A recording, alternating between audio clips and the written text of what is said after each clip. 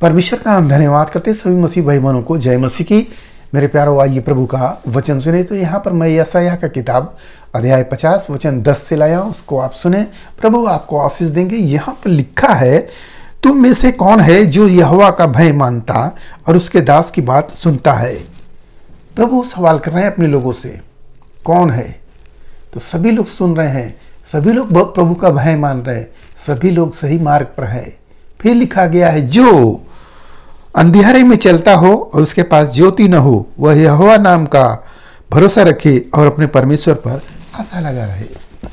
तो परमेश्वर पर आशा लगाए रहना है। किसके लिए? जो अंधियारे में चलता हो, जो यीशु मसीह को जानता नहीं हो, वो यीशु के नाम पर भरोसा रखे कि वही छुटकारा देने वाला नाम है, दूसरा इस नाम नहीं है, और आशा लगाए रहे।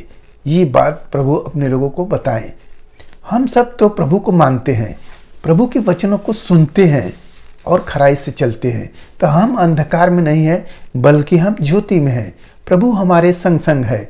उन लोगों के लिए बताया गया है कि जो अंधियारे में चलते हैं वो लोग क्या करें? प्रभु यीशु के नाम का वो भरोसा रखे और आशा लगाए रहें। किस पर? अपने परमेश्वर पर। कहलाने वाले तो इस जगत में बहुत से ईश्वर है, परंतु आपके साथ में कौन है? आप देखेंगे, आपके पड़ोसी कहलाने वाले मोहल्ले में बहुत से लोग हैं। आपके जो समस्या के घड़ी जब आपको ज़रूरत थी, तब आपके साथ कौन खड़ा था? जो खड़ा था वही आपका पड़ोसी हुआ। तो हमें भी तमाम कहलाने वाले ईश्वर हैं। यदि हमारा जो प्रार्थना सुनकर हमें चंगा करता हो, हमारी सहायता मदद करता हो, हर तरह से हमें शांति देता हो, और हमें सबसे बड़ी बात वचन दिया हो, तो कौन है? कोई नहीं है, एक है, वही यीशु। प्रभु यीशु मसीह हम सबको वचन दिए हैं। वो वचन के द्वारा हम सबके जीवन में प्रभु वो शांति प्रदान करते हैं और हमें उत्साहित करते हैं भले भले काम करने के लिए। मेरे प्यारो, वही हमारा सच्चा परमेश्वर है। हमें उसी पर आशा लगाना रहना है। बहुत सी समस्याएं हैं जीवन में हर एक के। पहले के दिनों को याद करें यदि हम, तो देखें कि हम कितना परेशानी में थे, कितना हमारे ओझा सोखा जितने भी थे सब लूट लूट कर सब ले जा रहे थे। हम परेशान थे, हम उन्हीं पर भरोसा करते थे, ओझा सोखा पर। आज हमारा प्रभु यीशु मसीह हमारे जीवन में आया, उजियाला बिखेरा, अंधियारे से उजियाले में लेकर आ गया। अब हम उजियाले में हैं। तो उजियाला हमारे जीवन को बदल रहा है और हमें नए नए मार्ग दिखाई दे रहा है। सफलता की सीढ़ी दिखाई देने लगी है। इस पर चढ़ेंगे, हम सफल हो जाएंगे। मेरे प्यारो, परमेश्वर सच्चा है। वो हम सबको चुना है और वो हमें अपने अनंत जीवन में जो पहुंचाएगा, जो स्वर्ग है उसमें पहुंचाएगा। इस संसार की तो जो कुछ ज़रूरतें हैं वो सबको प्रभु पूरा कर रहा है। वो अनंत जीवन के लिए भी हमारी तैयारियां कर रहा है। थोड़ी परेशानी है आपके जीवन में, समझ सकता हूँ कि बीमारियां, परेशानियां आपके जीवन में पसरी है, थोड़ी है, परंतु वो चिंता न करें। प्रभु आपको दृढ़ और मजबूत कर रहा है आत्मा में कि आप कैसे इस समस्याओं से निकल सकते हो।